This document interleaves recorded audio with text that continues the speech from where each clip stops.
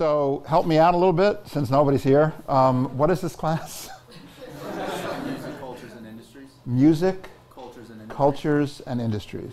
Cool. And do you know what that means? Because I don't know what that means. Are you guys all underclassmen? Yeah.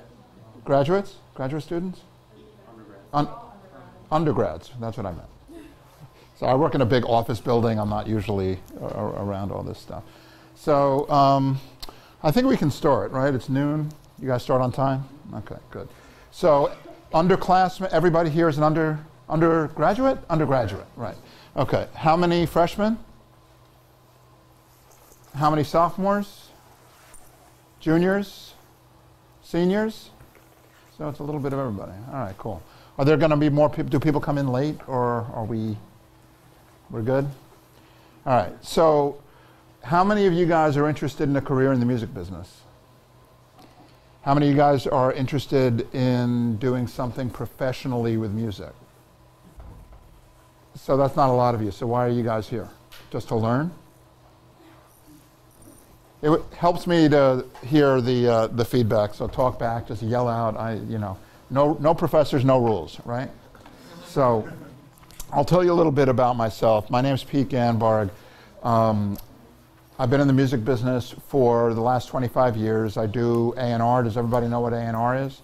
A&R, for those of you who don't know, stands for Artists and Repertoire, meaning that we are the people at the record label who are responsible for discovering the new talent and overseeing the creative music making process, which means that we'll sign an artist and then we will oversee all aspects of the music they are making. Mainly what songs are being recorded, who will help produce, who will mix, where are the songs coming from, does the artist write, does the artist not write? If the artist writes, do they write songs that are good enough to compete with professional songwriters? I work for Atlantic Records, which is a major record label. We are interested in signing artists and making music that are going to be both commercially viable. We're not in the art for art's sake business. There are other companies that do that, which is fantastic. That is not our MO. Our MO is, my feeling as the person who oversees the A&R department is to make sure that any artist, new artist that is being signed to the label has the potential ultimately to be the biggest artist on our roster. If it feels like it's an art project, it's a vanity project, it's something that's not going to appeal to a lot of people, we are not interested. So the good news about Atlantic is we've got we're a big major label, meaning that our roster is very diverse of all sorts of genres of music, ranging from pop to hip hop to rock to EDM to country. Anything that is going to have the potential to be, like I said, the biggest artist in the world. We want to be in that business, and we are very proud of the roster that we built. I've been there for 6.5 years. I feel like on my watch, we've done a really great job of solidifying the roster as best in class. So some of the artists on Atlantic, did you guys have to prep for this at all? Where you know who Atlantic Records is and know some of the artists on the roster? You didn't? All right, so I'll fill you in. Atlantic, the biggest artists on Atlantic right now are Bruno Mars, Ed Sheeran, Wiz Khalifa, who's got the biggest record in the country right now with See You Again. Everybody from, we also have lots of sub-labels under Atlantic. We have Elektra, we have Roadrunner, we have Fueled by Ramen, we have Canvasback, we have Neon Gold, we have probably some labels I'm forgetting, but we have Big Beat. Big Beat has Skrillex and David Guetta. Roadrunner has Slipknot, Theory of a Dead Man. Fueled by Ramen has Paramore, Fun, 21 Pilots. And So it's mainstream music, meaning that, what is pop music? Pop music is short for popular. So, like I said, every artist that we have on the roster hopefully has the potential to reach as many people in the world as possible. Like I said, I do A&R. I've been doing A&R for 25 years. I run the A&R department. We've got around 15 or 20 people who do A&R for us. I oversee all styles of music except for the urban stuff.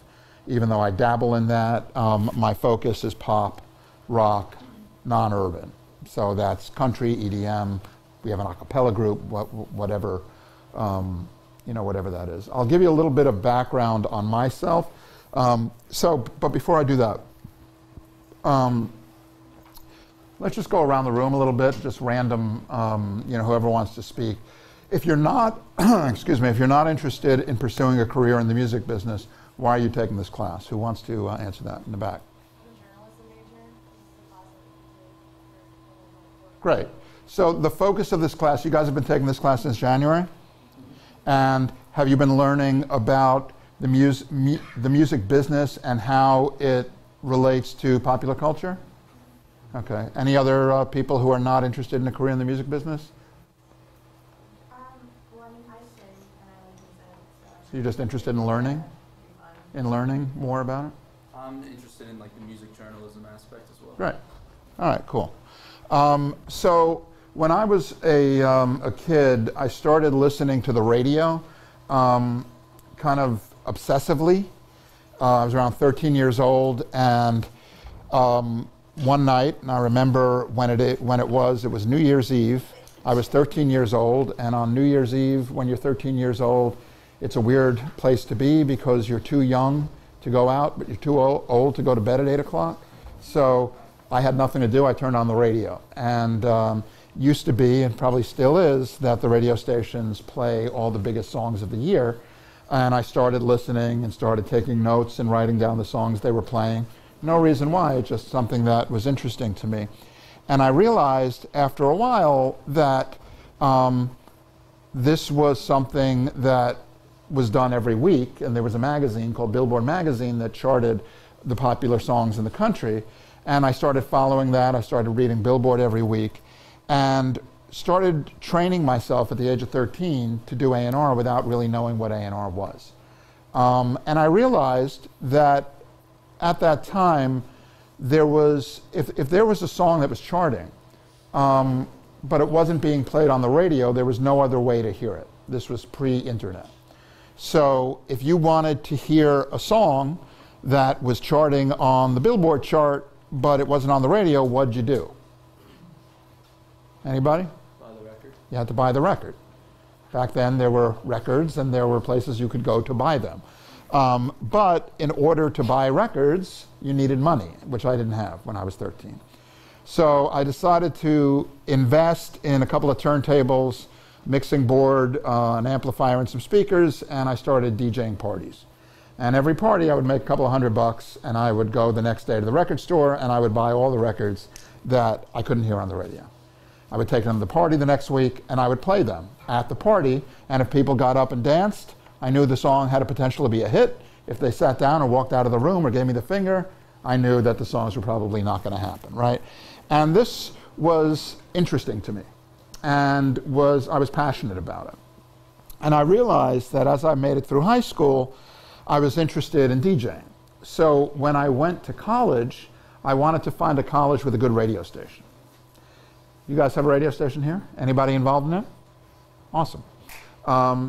And so I ended up going to school in Connecticut, found a school with a good radio station, and literally first day freshman year, two things happened to me that ended up changing my life.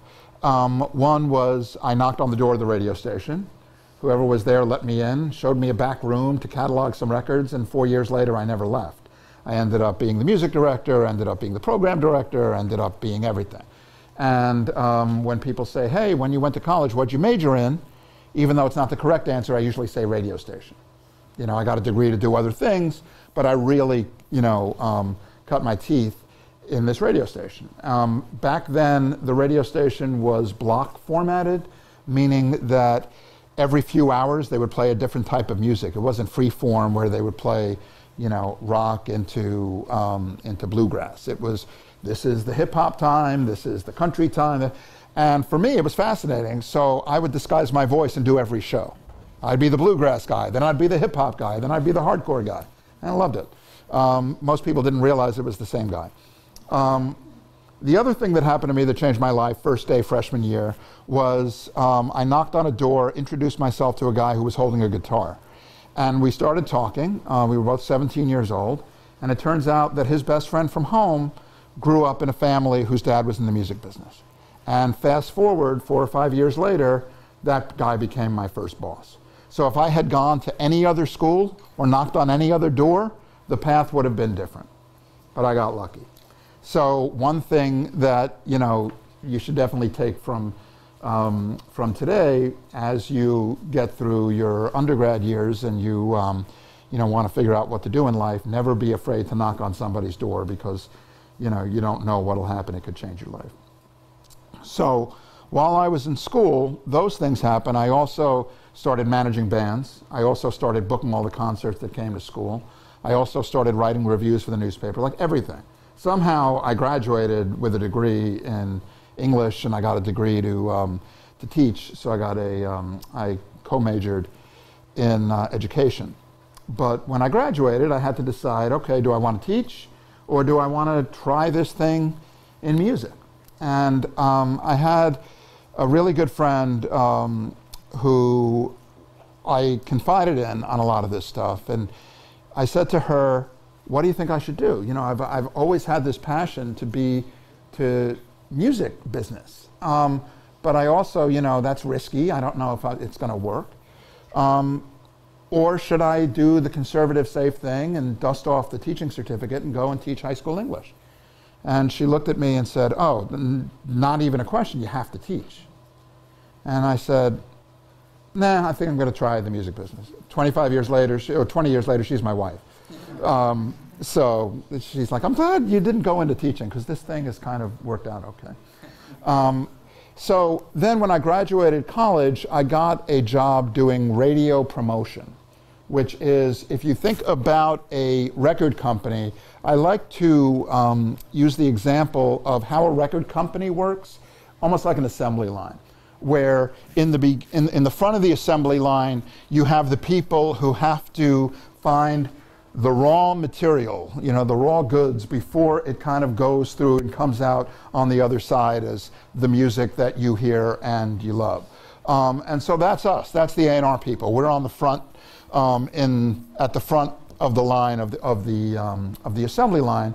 But throughout the assembly line, moving towards the finished goods, you have all the different departments in the record company who are responsible for working with the artists and working with the music that the A&R people create for the company with the artists. So one of the people on the assembly line, one of the departments is our radio promotion department.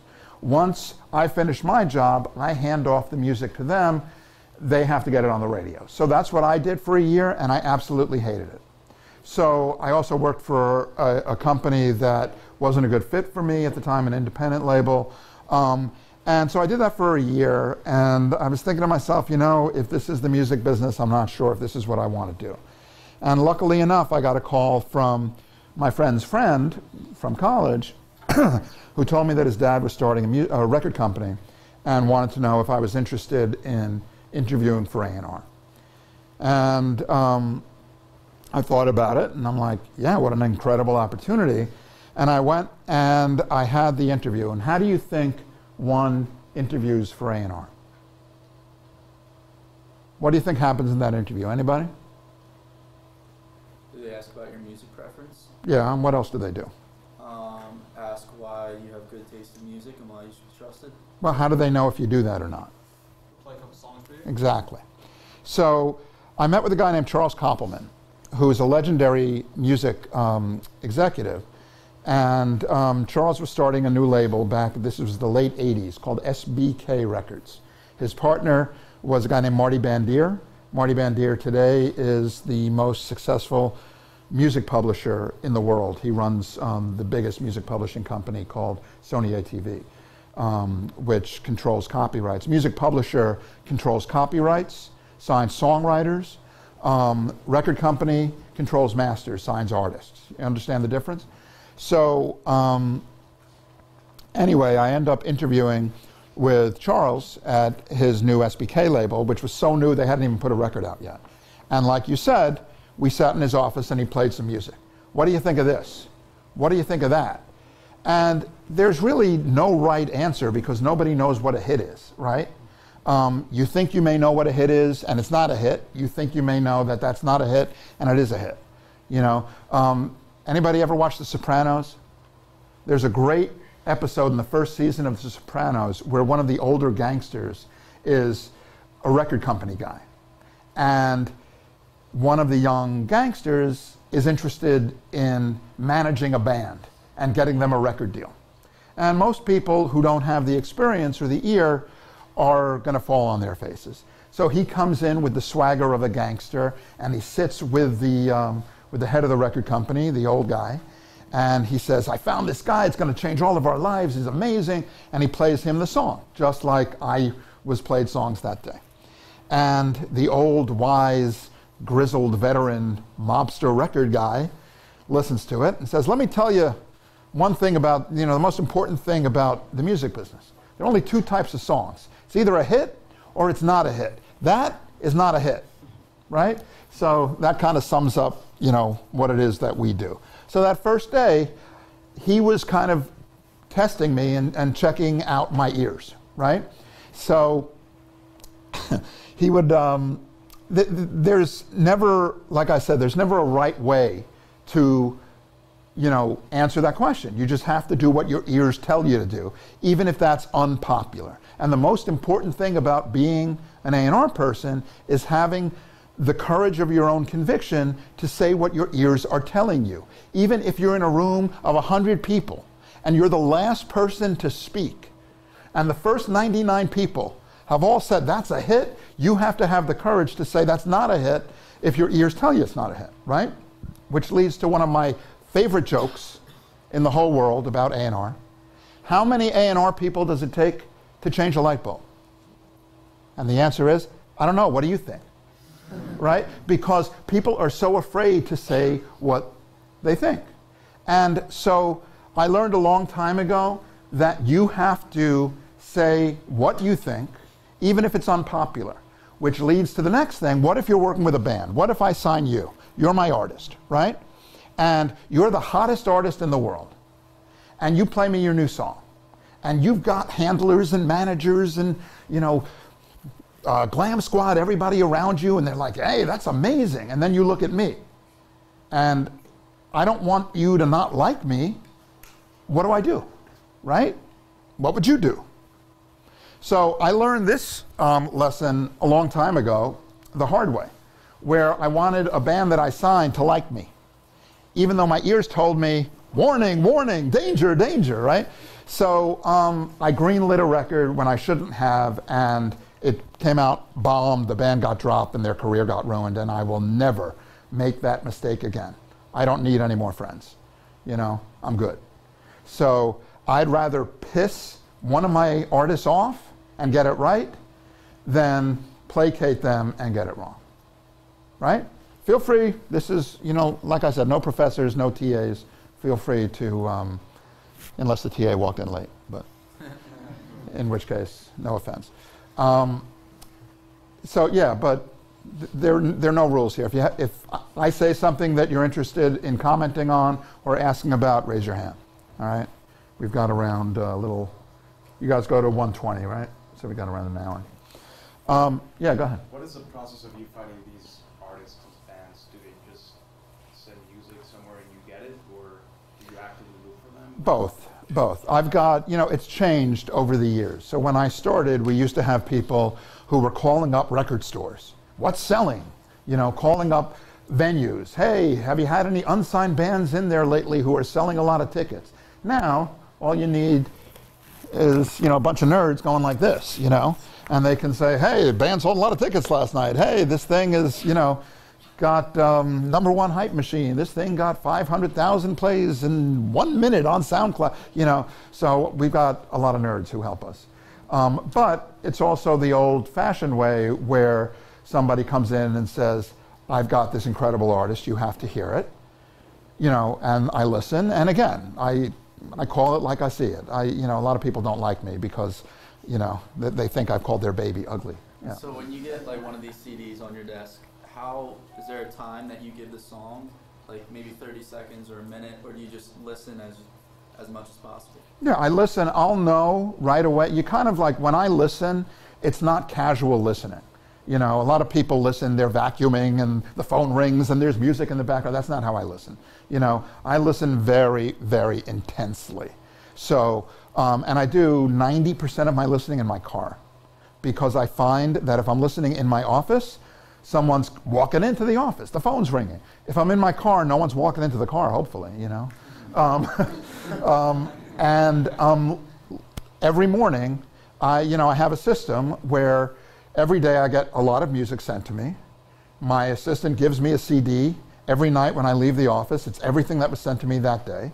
The next morning, with fresh ears before I get into the office, because you can, your ears can get tired and you can listen to, Stairway to Heaven and pass, So you got to listen with fresh ears, which I do every morning. And then when I come into the office, I'm caught up, I've listened to everything, and then I can go about my day. So sometimes it's 10 seconds and it's not for you, and sometimes it's 3 minutes and I need to listen to that again, maybe I missed something, right? So, any other questions before I continue? Yeah. Has digital media like YouTube played a role in finding unsigned artists, because anyone can post a video online? Yeah, of course. I mean, we call it research, and we have people who do full-time research for us. And there are a lot of artists who get signed because something that is research oriented happens, meaning that there could be a song that gets synced on a television show. There could be an artist who gets plucked from obscurity by a music supervisor of a reality show. I signed an artist 5 years ago who, unsigned, got one of her songs on So You Think You Can Dance because her friend knew the choreographer. Her friend played the choreographer of the song. The choreographer said, yeah, it's a great song. I don't care if she's signed or not. Let's play it on So You Think You Can Dance next week. So this artist and her managers had to scramble, get it on iTunes independently, so that if it exploded, people off the sync, people would be able to buy it, right? Sure enough, the next day, that song was top 15, top 20 in the world. Nobody knew who she was, right? And I heard it. Turns out the managers were friends of mine, so we were able to cut the line and then get her in the office, and we signed her, and she's gone on to a really great career so far. So, you never know. Okay, so continuing my journey as an A&R guy. So I'm back in Charles's office. He's listening, he's playing me stuff. He likes what I'm saying, hopefully. And then he gives me, this will show you how old I am, he gives me a bunch of cassette tapes, right? And he says, go home, listen to these cassette tapes, come back in 2 weeks and tell me what you think.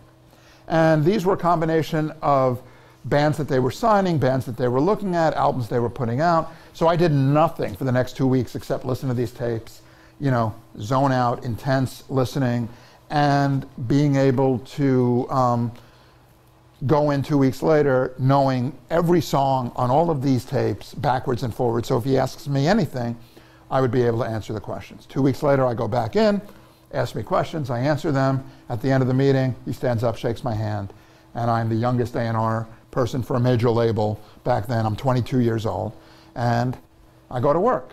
This is a brand new label called SBK Records. Their first album first song isn't coming out for 3 months, but I'm part of the team now. This brand new label getting started. I'm the rookie young A&R guy. So I get going, the label gets going, puts out a few records, nothing happens. Walking around the office, people are looking at the want ads. We think the label's going to go out of business. And then we put out a couple of records that start happening. And a couple more records. And all of a sudden the label gets hot.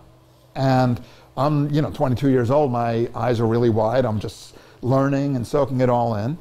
But not really doing a lot. you know, kind of like toeing the water and listening to music. And the other thing that A&R people, that A&R has been known to stand for, it stands for artist and repertoire, like we talked about, but people used to refer to it back when there was a healthier economy of sales of music, recorded music, as airplanes and restaurants. So I was on a lot of planes, I was going to a lot of meals, it was fun. But one day, my boss, Charles, calls me in, and he says, we're working on a movie, and I'd like your help. You developing any new artists that could help write a song for a movie? I'm like, yeah, sure, what do you need? He's like, well, I'm going to give you this script, and I want you to look at the script and maybe go to one of your artists. We need a big hit song for the end title of the movie. When the movie's over and the credits come up, we need a big hit song. And I'm thinking to myself, great, you know, here I am, 22, I'm being challenged. This is my first challenge. He hands me the script and I'm like, what is it? Is it Gone with the Wind? Is it The Godfather? What is it? You know, and I look at it and it says Teenage Mutant Ninja Turtles. Welcome to the music business. So I call up a rap group that I'm working with at the time, developing. And I said, how'd you guys like to write a theme song to the new Ninja Turtle movie? This was, again, before there were 100 Ninja Turtle movies. This was the first one. And they said, great. I said, can you write a song called These Turtles? I was reading the script. I had never seen the TV show before, but I was reading the script, and I'm like, these turtles walk around and they say cowabunga, and they say turtle power. Can you write a song called Turtle Power? And they said, sure. So they wrote a song called Turtle Power. 2 weeks later, I walked back into Charles's office. I play it for him. He gets up, walks around, kisses me on the forehead. The song went on to sell 10 million copies, right, around the world. And I'm 22, and I'm like, this is the easiest job, you know? Little did I know, not that easy. So one thing led to another. Yeah, go ahead. Is that the Go Ninja, Go Ninja? That was, we'll get to that. Okay. So the label starts to get really, really hot. And we start signing these artists that explode, right? We had an artist named Wilson Phillips, huge. Artist named Technotronic, huge. These soundtracks we put out were absolutely huge. We also had a band called Jesus Jones, a band called Blur, like all styles of music. One day, Charles, my boss, calls me into the office and says, you know, I've been doing this a long time, but I just did something I've never done before. I signed an artist over the phone without having met him. I'm like, okay. He's like, yeah, it's really interesting. He's a rapper, but he's white. And he's got a song in Mississippi that's exploding on the phones. It's not even the A side, it's the B side. The song that, you know, back then they would send, you know, a flip side disc to a radio station, and it used to be a DJ would turn it over and play the song he liked more. And that was a song called Ice Ice Baby, and it was Vanilla Ice, who then later ended up Go Ninja, Go Ninja, Go. I was on the set that day in North Carolina when he did that. And I became Vanilla Ice's A&R guy, right? So for me, this is not about, do I like the music, do I not like the music? This is about, for me, it's always, whenever I sign an artist, it's creative problem solving. It's, okay, I'm signing you, you're the artist, who are you, what are you doing musically, who is your audience, let's figure this out together. Sometimes the artist knows who they are. Sometimes the artist has no clue who they are, right? I'm good either way, all good. I always use the example of, I'll take out a blank piece of paper and I'll say, all right, you the artist, you're here, your audience is here. I'm your guide. I've got to figure out who these people are, and I've got to help you with the roadmap to get from here to those people. How do we do that? We figure out, this is your audience, what do they want to hear, right? A really good example of that is I worked with the band Train a few years ago, and I sat with Pat Monahan, the singer of Train, and at that point, he was unsure what he wanted to do. He wasn't really sure. So we sat together and he asked me, like, what should I do? And I said, wow, this is great. You know, let's figure it out together. And I said, what you really need to do is you need to go and you need to remember who it was that got you here in the first place, right? Like 10 years ago, when you're the artist and you're the band, you sometimes lose, you're not able to get the bird's eye view perspective because you're living it every day. And what I suggested to him was, you know, when you started 10 years ago, you had this incredible song called Meet Virginia, right? And that song was a massive hit. But it was a massive hit. It started in colleges. And it was like heavy rotation in every fraternity and every frat party. And you had all these girls coming to the frat parties having the best time ever listening to this song. 10 years later, that 18-year-old girl is 28. She's married. She's got a soccer mom with 2 kids. Let's give her song, you know, for now, right? Because she loves Train. But you just haven't spoken to her in a while. So he's like, okay, I'll try it. What should I do? How do I get that song? And I said, well, have you ever written with outside writers for Train? He's like, no, I've written for other artists with outside writers, and I've written for my solo project with outside writers, but I've never written with outside writers for Train. I'm like, I've been having a lot of success with this songwriting duo from Norway, and they're in New York. I think they'd be great for you, right? So I connect Pat with these 2 guys, and they go in the studio, and that's the combination that ended up writing Hey Soul Sister, right? Which became the biggest hit that Train's ever had. So that's creative problem solving, right? When I was handed Vanilla Ice, I don't listen to it and say, you know, oh, Beethoven. You know, I listen to it and say, you know, all right, we've got a job to do. Let's do it. In that case, it was a little weird because usually an artist will start from nothing. If they get really, really big, they'll stay big for a while. He, in the course of 11 months, think about this for a second, in 11 months, went from 0 to 7 million albums in America to 0. That doesn't happen. But I had a, you know, I had a front row seat for it all. It's fascinating. And, you know, for me, I'm always learning. And I never want to I make mistakes, but I never want to make the same mistake twice. So anyway, this label SBK gets very hot. You know, Vanilla Ice becomes the biggest thing for those 11 months. They actually made a movie starring him, right, called Cool as Ice. Anyone see that? I was the music supervisor, so I was on the set of the movie, picking all the music with the director. It was amazing. The movie opened on a Friday and closed on a Friday, but still, it was an experience, right? Anyway, we had a great run at SBK Records, had around an 8-year run at SBK, and then one day, new bosses come in and they fire everybody, and they literally shut the label down in North America. This was 1997. So I had only had one job, right? And I had been doing this for 8 years. Now I need a new job. So what am I going to do? I'm going to go out and I'm going to hustle and try. I love A&R. I've been doing this for 8 years. I'm now 30. I want to go out and I want to get a great new job, right? So easier said than done because everybody wants to do A&R. Luckily, I get a job interview with arguably the most legendary guy in the music business of the last 50 years, Clive Davis, right? Clive Davis was running Arista Records, a label that he founded at that time. And remember what we talked about? How do you interview for an A&R job? You go in and play his music for you. So this was the same thing. I go in, I shake hands with Clive Davis, I sit down, and this meeting went a little different. He puts in a song. What do you think? And I'm like, that's great. That sounds like a big hit song. He's like, you're wrong. Next. Plays a song, and he's like, what do you think of that? And I'm like, I don't like that at all. That's a #1 record. This went on for 3 hours, right? It was like going to the dentist without Novocaine when they're doing 5 root canals. And after around 2.5, 3 hours, he would say to me, what artists have you worked with? Well, I did the Ninja Turtle. Oh, hated that movie. You know, it's like, okay.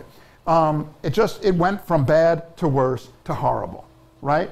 So he's asking me questions. We're now around 2 hours into the job interview. He's asking me questions. I don't know what he's saying, because in my mind, I'm like, okay, well, maybe I can call Columbia Records. Maybe I can call RCA Records, because I'm obviously not getting a job here. This is the worst job interview I've ever had.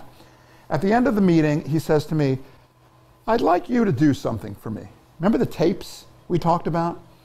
He's like, I'd like you to make me some tapes. I'd like you to put together a tape of songs that you think are hits that haven't been cut yet from songwriters, artists that you think are great artists that we should be signing to Arista.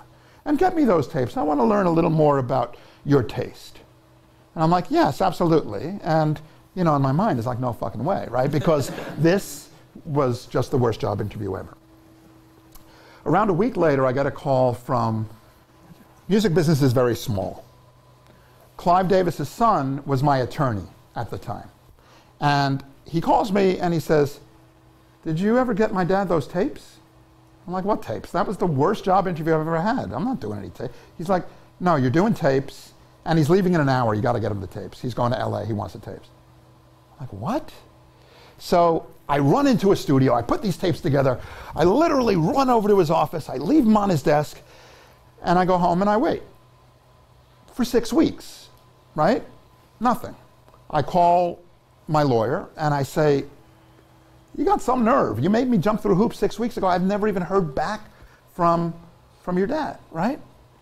So the next day I got a call from Clive's office. Can you come in for a meeting? Clive would like to discuss your tapes with you. Sure. So I come in.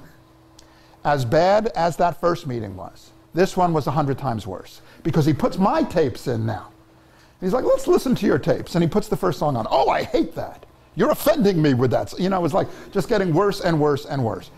And this, again, went on for 3 hours. And I'm like, I don't know if this is like, you know, punked or something, but this is just awful, right? And I walk out of there and I'm like, you know, seeing double. I'm in a daze. This is just the worst ever, right? And he says to me, he's like, you know, this was the end of the summer. And he says, right after Labor Day, I'm sitting down with my senior staff and we're going to figure out what we're doing about these openings in our A&R department. We'll let you know. I'm like, sure. And I leave, and sure enough, a week later, I get a call, congratulations, you're hired, right? It made absolutely no sense. But something along the way must have, you know, convinced him that I was worth gambling on.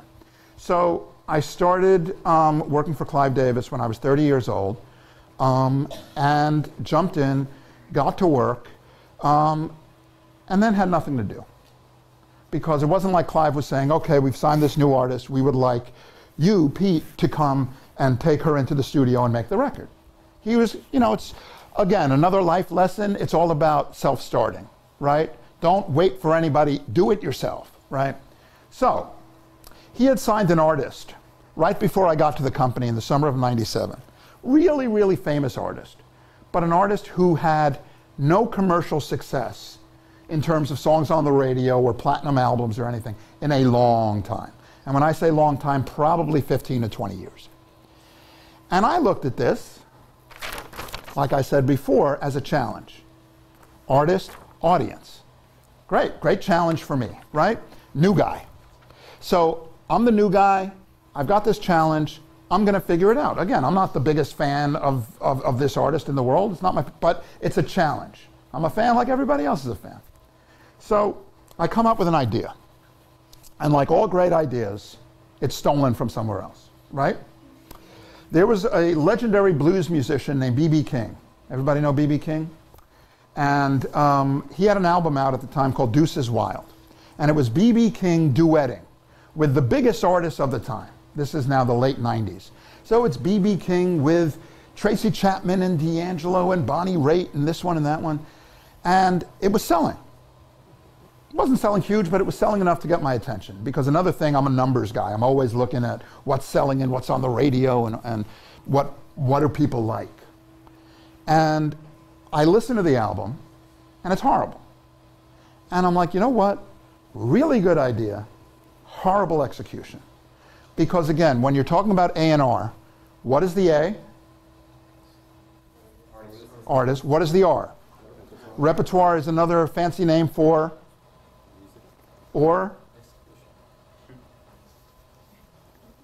songs, right? So I'm like, these guys did a brilliant job with the A, they get an F for the R, right?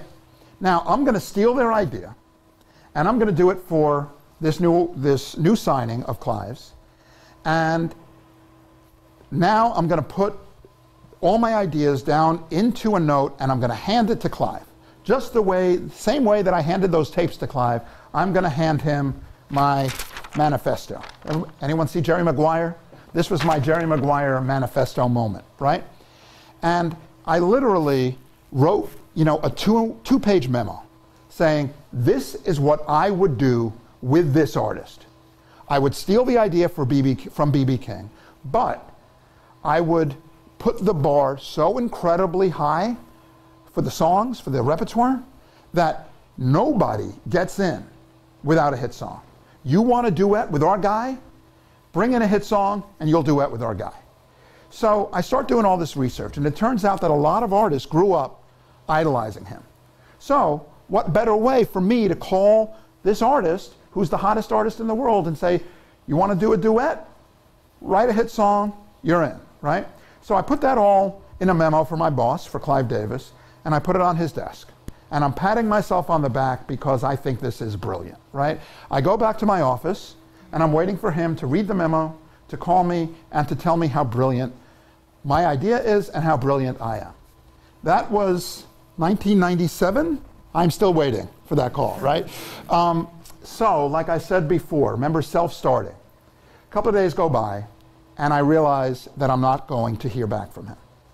That he probably looked at a two-page memo from the new guy and said I could read a two-page memo from the new guy who's probably, trying to kiss up to me and impress me because he's the new guy, or I could eat my lunch. Okay, sandwich, So now, in one of the most crucial moments of my life, right, when you come to that fork in the road, what are you going to do? So here I am. I believe in my idea, but Clive either doesn't or is ignoring it or hasn't read it. I'm not hearing back from him. What do? Do you cry? Do you get angry? Do you storm in there and say, you're wrong, I'm right, new guy, right? Or do you just say, you know what?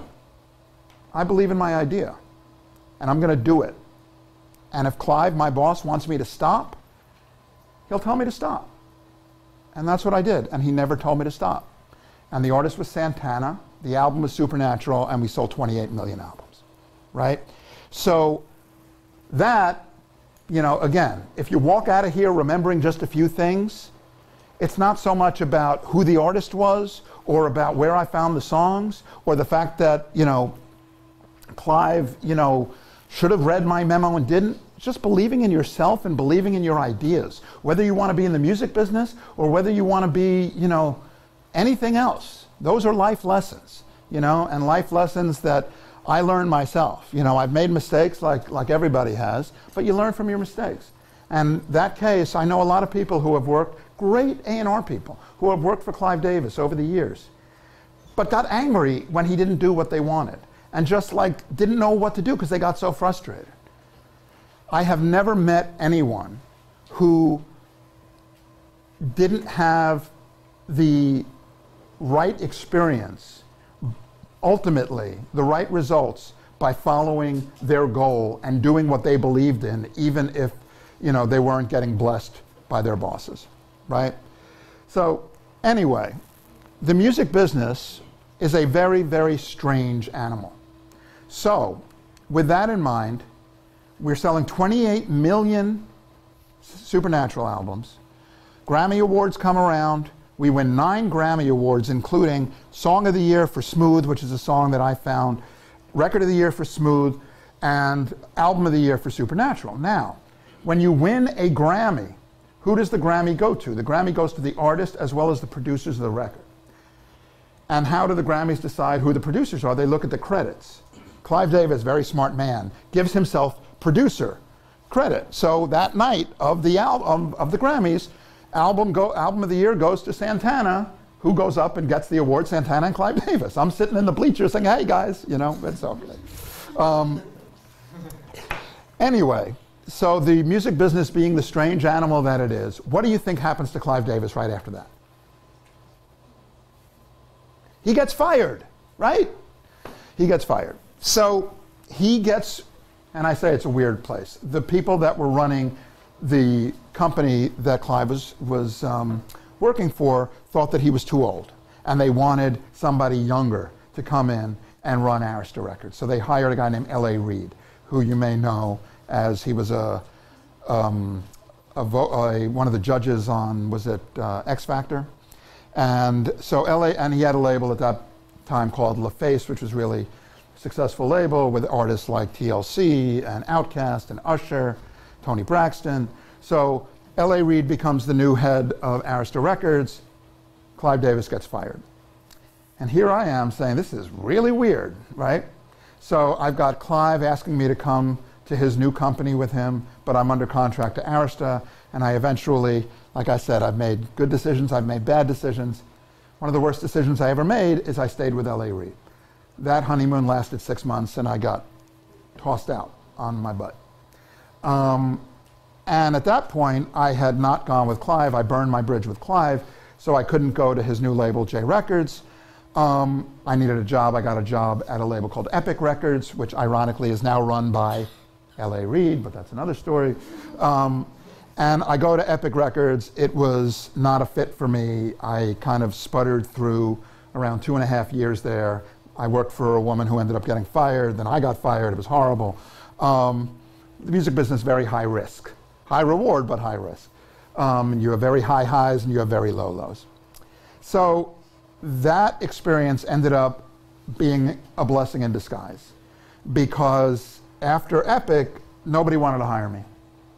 And I looked in the mirror again, and it was either, I said to myself, you know what? Now's the time I'm going to find out if I'm any good at this.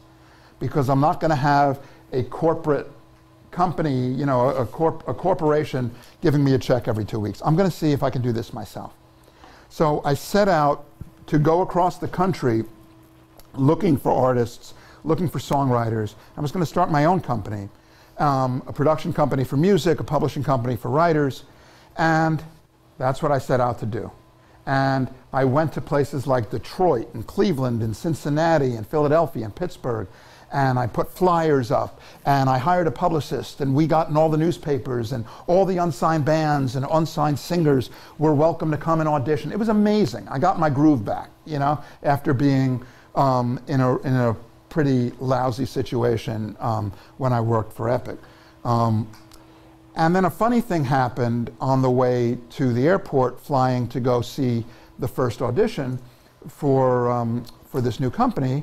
It's really funny, I'm sitting in my office in my house with headphones on, listening to all these submissions that are coming in from these cities, because we're saying, hey, you don't have to pay anything, just send us your music. If we like it, we'll ask you to play for us. So all hundreds and hundreds of CDs are coming in, and going through everything. And I'm down to the last like 5 or 6, and I've got headphones on, and I'm sitting in the office of my house, and I see my wife holding the phone, coming into the office.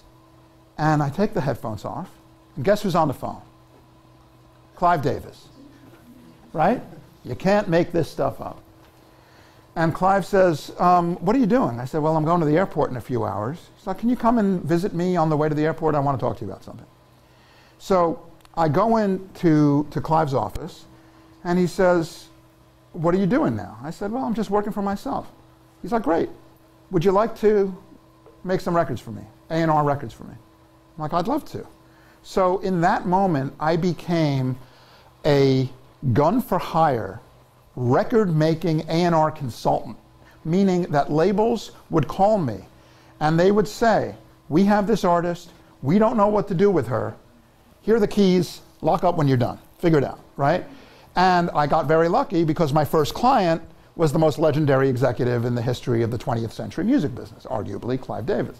So other labels would call, what are you doing? I said, well, I'm A&Ring some records for Clive. Really? Independently? Can you do that for us? And before you know it, I'm the guy that people were calling to say, we don't know what to do with this artist. Can you help make the record? Can you help figure it out? So it started with artists like Santana, Kenny G, people like that for Clive Davis. And like I said, musically, I love it all. So with Kenny G, Clive says to me, I want you to do a Kenny G duets record. I said, great. Who do you want to duet with him? He's like, I don't know, you figure it out, right? I'm like, great. So again, problem solving. Who's the audience? What are they going to want to hear? With Kenny G, who was the biggest instrumental artist of the time, doing a duets album. Who would you, if you were the A&R person, who would you put on the record? Okay, I'll tell you what I did.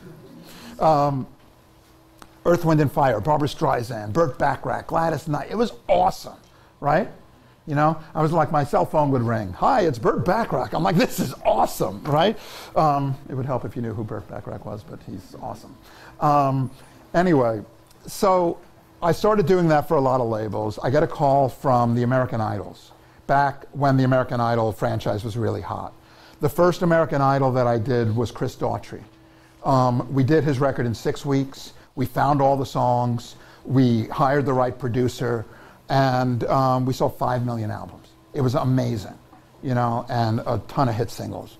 Then Sony calls me and says, we want to start a heritage label, meaning we want to sign established artists who may have fallen off a little bit, who will appeal to an older audience, but we have no A&R department. Can you come in and help us? So I did that, and I ended up bringing in a bunch of artists to sign, artists that I grew up listening to. Donna Summer, Shaka Khan, Aaron Neville, the band America, and I would sign them, figure out the concepts, make the records. It was awesome. You know, my Shaka Khan record was a funk record that we hired Jimmy Jam and Terry Lewis to do, and we ended up winning a bunch of Grammys and having a #1 record. It was amazing. Then I get the call from Train, so I did that, and then I got a call from Atlantic Records.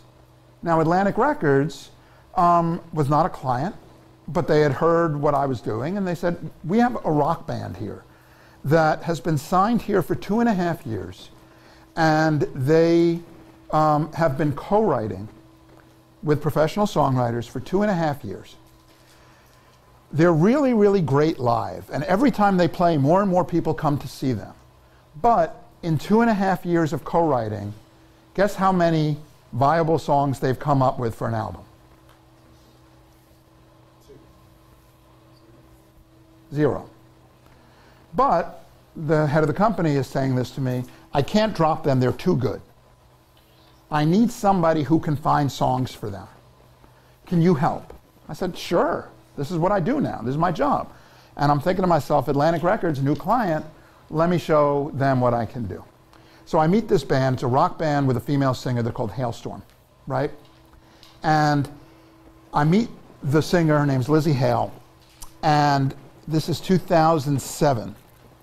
And I said to her, tell me about you, tell me about yourself, tell me about your music, what'd you grow up listening to, all this stuff. And within 2 hours, I'm like, this is easy. Now that we know who you are, we know who we're gonna make a record for, we can go out and we can find these songs. And we did.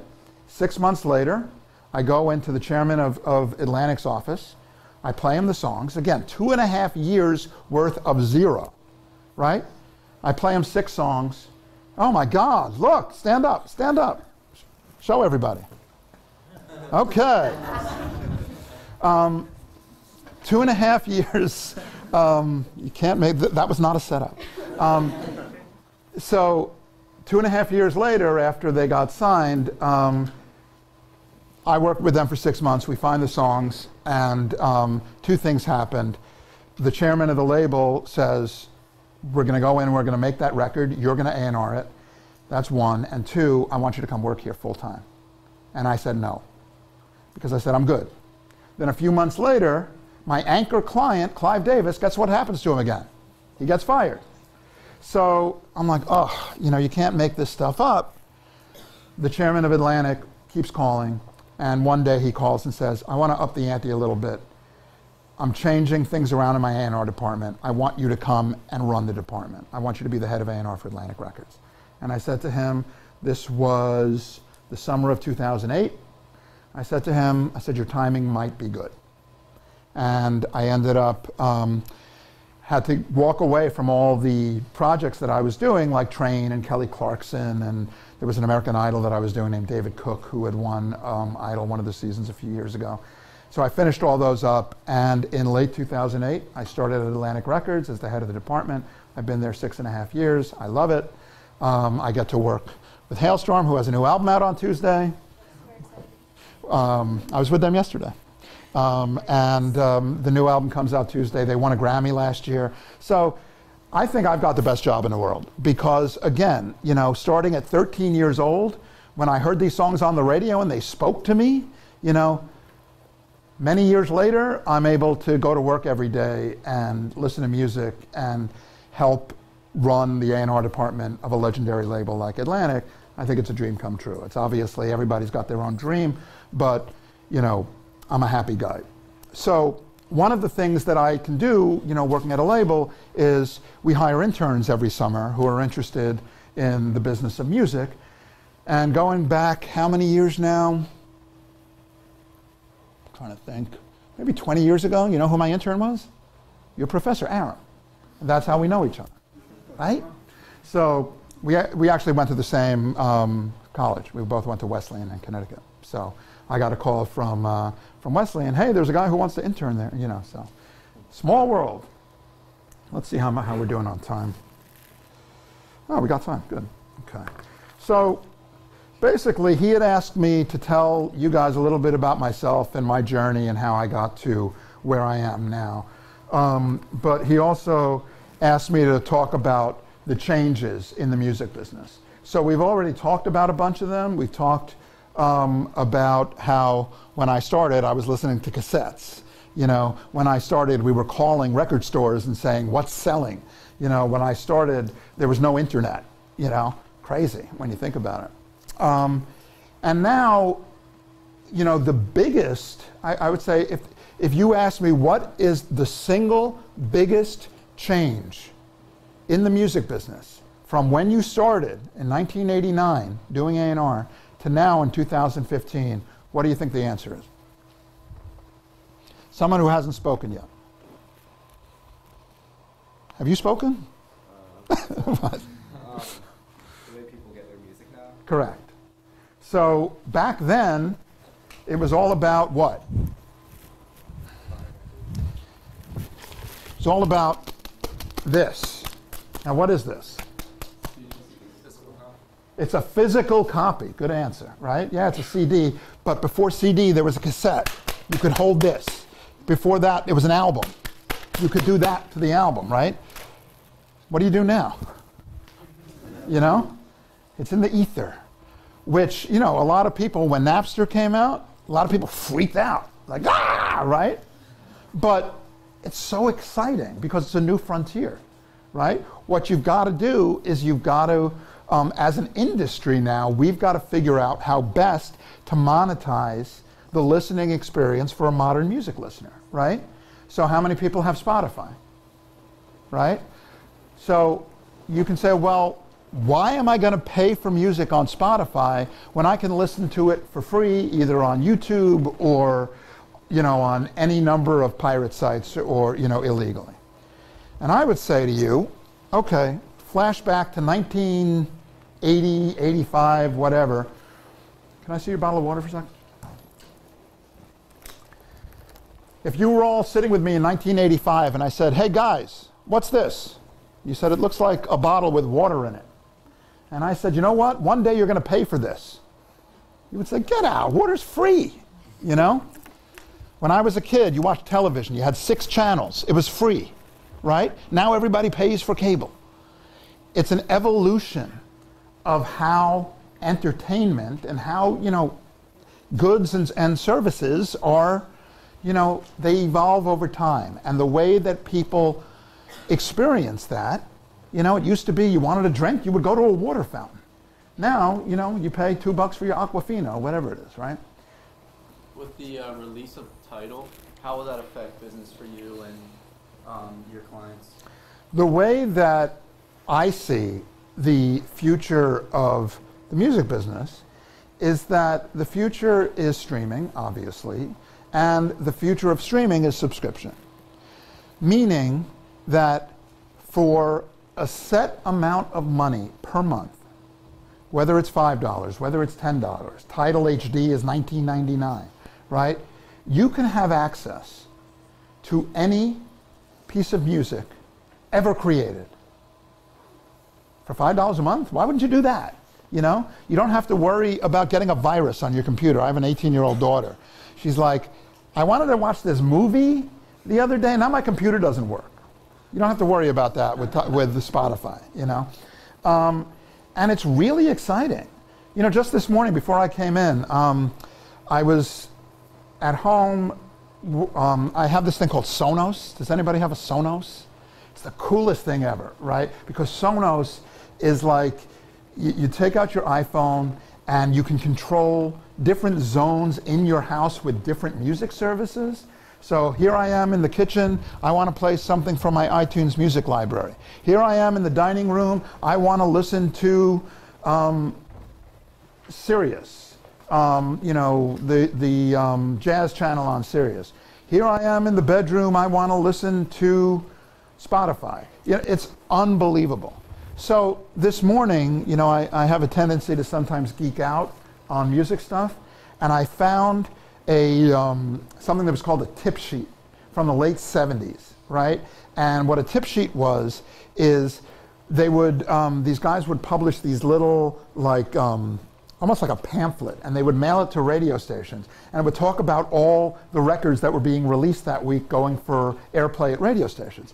And there's a geek out there who's digitized these things, right? So I just found out about it yesterday, and I'm looking at this from 1978 or 1979. You see, the labels used to spend money on advertising, and they would buy these full-page ads for the songs that were going to radio. 90% of them you've never heard of. I've never heard of, right? But I'm sitting there with my Sonos, with my Spotify, and randomly typing in these obscure records from this tip sheet from the late 70s, and they were all there. It was amazing. I'm sure my neighbors were like, what are you listening to? But that's the future. And, for anyone who's like, yeah, I'm not going to pay for that, you probably would have said the same thing about TV or water or whatever else nobody paid for 30 years ago. So the way that you compete with free is you give a better product. And hopefully between Spotify, the new iTunes streaming service that's coming later this year, Tidal, RDO, any of these things, you're going to have a better experience than free. Any questions about that? Cool.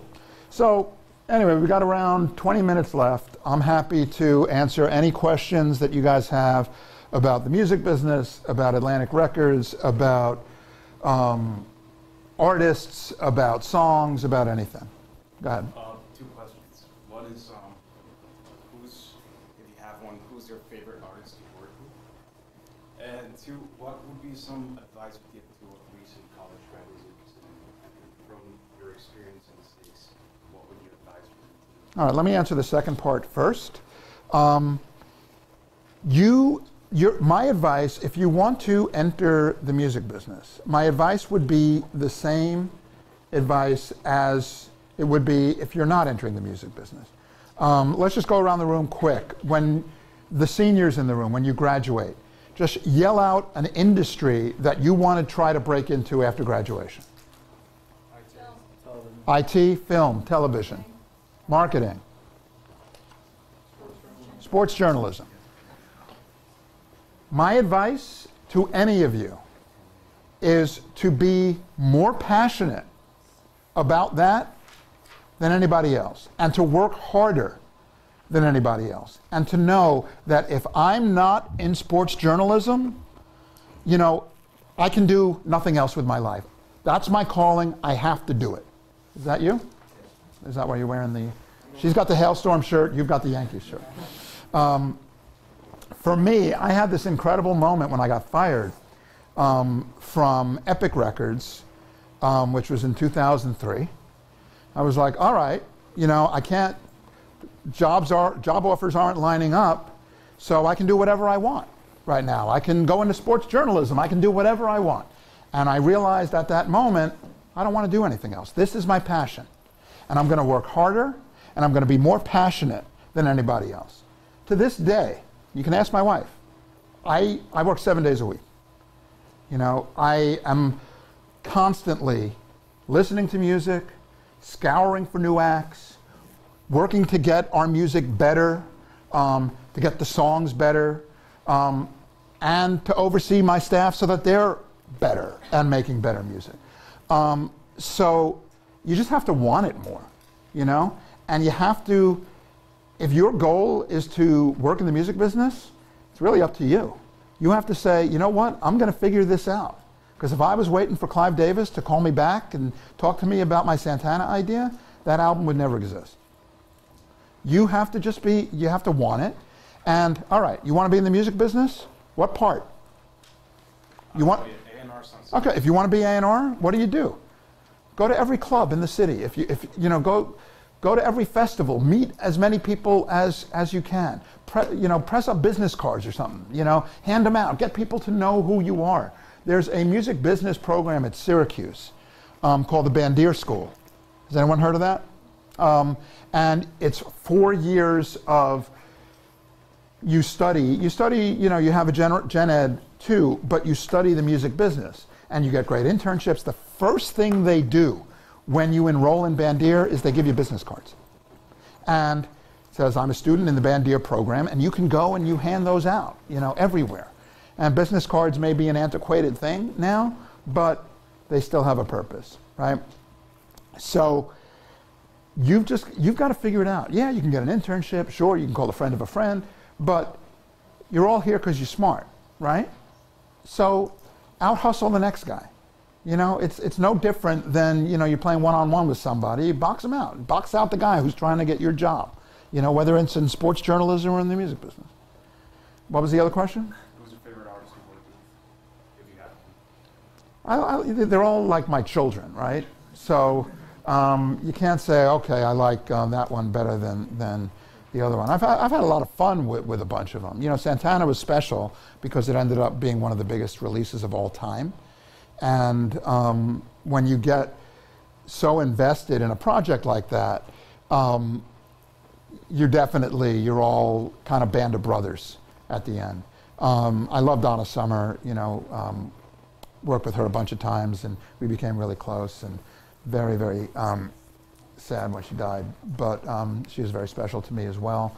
You know, they're all milestones. Whenever you have a hit, it's an amazing moment because hits are very rare, and you know, the people that you're in the trenches with on that specific project, having the hit, you know, you're with forever. Like when Hailstorm won the Grammy, we were all in the same row holding hands together. And it was an amazing experience because, you know, I couldn't have done it without them, they couldn't have done it without me. You know, all for one for all. The other thing I've learned is that it's about a team, it's not about one person. So you want to be able, and that's a life lesson for anything else too, you know, you want to be able to, I've got the ball, I'm going to throw the ball to somebody else. Like when I worked on, you know, and if I can't take the shot, they'll take the shot.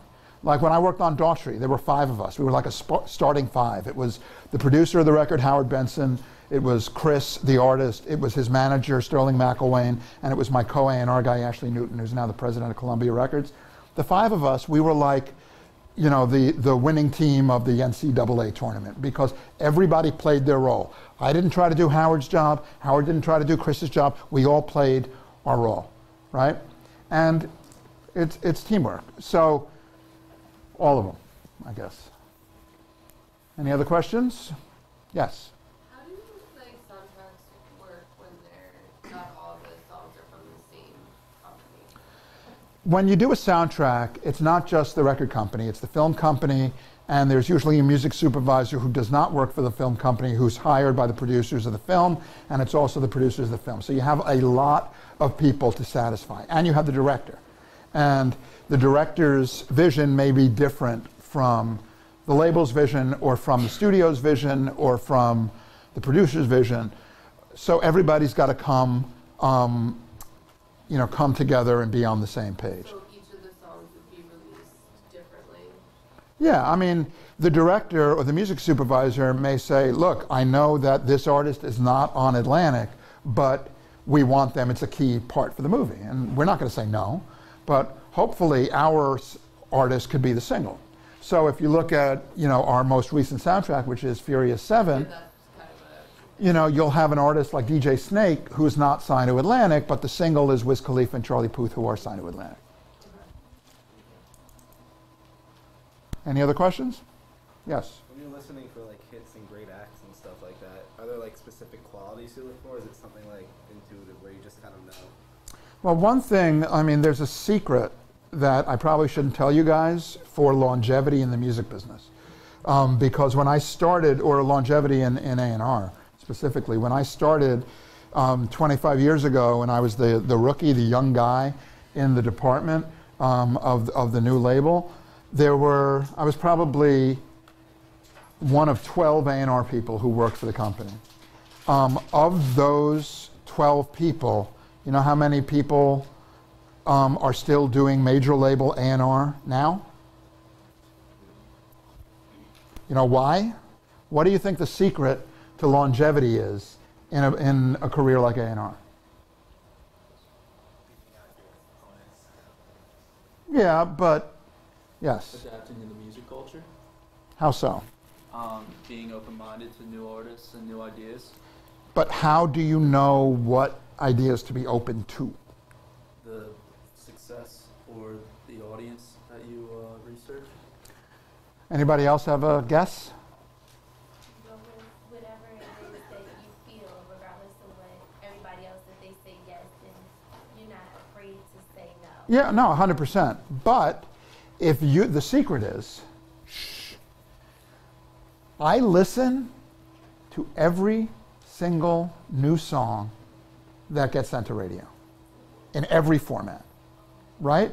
So I know what else is out there, and I know what people are listening to. The single biggest mistake that people who do what I do make is they stop that. And they only say, well, I like that, so I'm going to sign it. But if you haven't been paying attention to everything else that's going on in the last 6 months, 12 months, 3 years, yeah, sure, your ears could tell you something, but that doesn't mean the world's going to listen, right? So, you know, there's not a song that's at radio right now that you guys couldn't throw at me that I can't hum back to you right now, because it's a very, very important part of what we do. You got to know what everybody else is doing. And the minute that you stop paying attention, you're done. And I've known some great A&R people who can't get jobs anymore because, you know, they spent a year or two and stopped paying attention. Yes?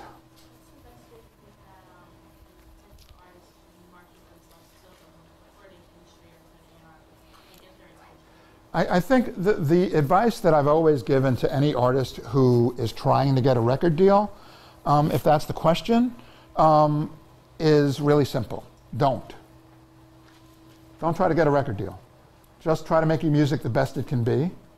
And now, in an era where you can share the music very easily, it's going to talk back to you, right?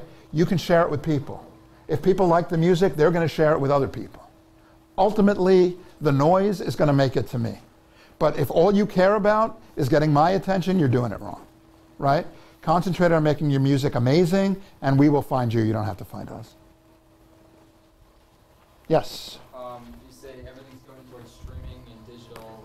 Do you find music going more back towards singles rather than full records and albums? You know, that's what if you're reading tea leaves, that's what all signs are looking at right now. I don't really believe it, because I think that once streaming hits critical mass, it's going to be all things for all people.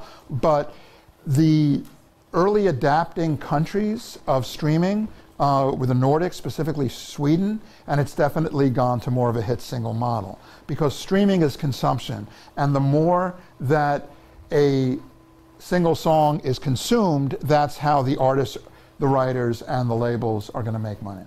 So, you know, who's going to listen to songs more and more? Kids. What are they going to listen to? Hits. You know. So yeah, we're definitely sensitive to that, but I'm not going to turn away an incredible artist who's making great music. You know. Is there a question in the back somewhere? Yeah. Who are some of the budding artists you're working with right now? Really excited about 21 Pilots. Anybody know who those guys are? So that's a band that I signed, can't even remember when, but several years ago. And been in the trenches with these guys from the day they signed. And they're getting really, really popular. And it's an amazing thing to see. And if you guys love amazing live music, they're probably up with Bruno Mars, Janelle Monáe, and a couple of others, the best live band that we have on any of the Atlantic labels. Super excited about them. super excited about Hailstorm because without Hailstorm, I don't have my job at Atlantic. So next Tuesday, go out and buy or stream their album, Into the Wildlife.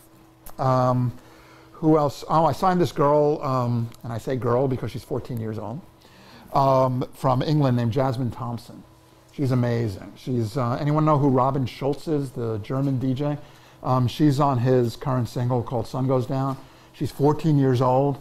The video's got 50 million views. She's on another record that's starting to explode in Germany. She's got covers. She does a cover of Passengers, Let Her Go, 20 million views, the most incredible voice you'll ever hear. Really excited about something completely different. Anybody into Broadway here? Anybody hear of a show called Hamilton coming to Broadway this year? It's going to open on Broadway in August. Biggest buzz on a new Broadway show since Book of Mormon. We're going to do the cast album. So excited about that. It's like a hip-hop musical about the Founding Fathers. Unbelievable. Like nothing you have ever seen before. Will revolutionize Broadway. You heard it here first. What else am I excited about? Like I said, nothing gets signed to our label without us personally believing that they can be a very, very important act, not only to the label, but to the world. So, very excited about a lot of things. Maybe a couple of more to finish up. Yes? One thing that I don't understand about streaming is that a lot of artists now are releasing their albums for streaming online before they are officially released. I don't understand what purpose that serves. There's something called windowing, which means that some people will hold their music off of streaming services like Taylor Swift or Coldplay. Coldplay held it off for a couple of weeks because they want people to go out and they want people to buy the physical copy. If you're Taylor Swift, you'll sell 2 million CDs physical first week. If you're anybody else, you probably need all the help you can get. So I think that the model is evolving, and it's still, it's like the early days when the CD first came out. People were like, what is this? And I think there's a lot of that going into streaming right now. The labels, the artists are all trying to figure out what makes the most amount of sense to get our music out and for us to monetize it. So whatever you're seeing now may not be the same thing 6 months from now. 2 more to wrap it up. Anybody? Or are we already wrapped up? Yes, in the back. What's the best way to contact a record label for possible internships or jobs? Because I feel like if you just send an email, it's just going to go to a pile of unread messages. Have you, the best is to have personal contact with somebody, and I'm happy to give you my card and you can send me an email if you're interested. I think for this summer we're probably all already full up, but the best is to have personal contact. Has anyone gone online looking for internships in the music business and had success? Has anyone sent in resumes to music companies and not heard anything back? All right, I think it's, like I said, it's about the hustle, and I'm happy, since I'm here and you're here, I'm happy to give you anybody who wants my card as you leave. Cool? All right, one more question to end it. Anybody? Come on, the question burning a hole in your brain right now. That when I'm halfway back to Atlantic, you're going to say, why didn't I ask? Oh, we got 2. Okay. I was just wondering, because at the beginning you mentioned that Atlantic is the owner of a bunch of records, like Roadrunner and... Labels, yeah. What's the benefit of having that many labels as opposed to just keeping them all under Atlantic? Because it's branding. It's like anything else. Why, can I have the water again? I always forget. Who owns Aquafina? Pepsi. If they called it Pepsi Water, are you interested? Fueled by Ramen started out of a dorm room, with less than Jake, and it has an aesthetic to it. So when we signed 21 Pilots, they wanted to be on Fueled by Ramen. We actually just signed an incredible act last week to Fueled by Ramen. They're from New Jersey. They're called Against the Current. Anybody know Against the Current? And they grew up on Fueled by Ramen's bands, Paramore, So they want to be on Fueled by Ramen. It's a brand. Roadrunner, Slipknot, Nickelback, Theory of a Dead Man, Cold Chamber, whatever it is, they're bands who grew up on that, want to be part of that culture too. Last question. Did you grow up playing any instruments or I play trumpet. I was the drum major in the marching band. Thank God the internet did not exist back then when I was the drum major. I know how to read music. I know, I can sit at a piano and play something, in a very rudimentary way. I could, if it gave me a trumpet, I could probably, figure out how to, read sheet music and play it. But it's not really my forte right now. My wife would always say to me when I was working with Santana, she would say, "You don't play guitar, do you?" And I'm like, "No." "But you can tell Carlos Santana, one of the greatest guitar players of all time, what to do?" And I'm like, "Kind of." And she's like, "How does that make sense?" I'm like, "That's why I love the music business, Anyway, thank you everybody for coming. Appreciate it.